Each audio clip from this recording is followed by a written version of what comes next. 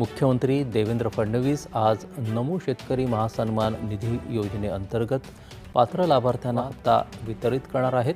या योजनेअंतर्गत 92,36,000 शेतकऱ्यांना लाभ होणार असून त्यासाठी एकूण 1,932 कोटी 72 लाख रुपये निधी मंजूर करण्यात आला आहे. की या संदर्भात दर 4 महिन्यांनी आपण 2,000 रुपये त्या ठिकाणी त्यांच्या खात्यामध्ये देतो. 2,000 केंद्र सरकार देते.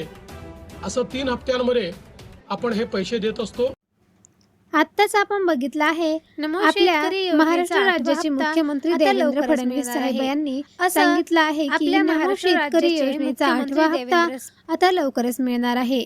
आतापर्यंत 7 हप्ते जमा झाले आहेत आणि 8वा हप्ता थेट खात्यामध्ये जमा होणार आहे. प्रत्येक हप्ता 2,000 रुपयांचा असणार आहे. मार्च 2026 मध्ये पैसे येण्याची खूप जास्त शक्यता आहे, परंतु आधार लिंक असणे गरजेचे आहे. तसेच बँक खाते अपडेट असणे ते सुद्धा खूपच गरजेचे आहे.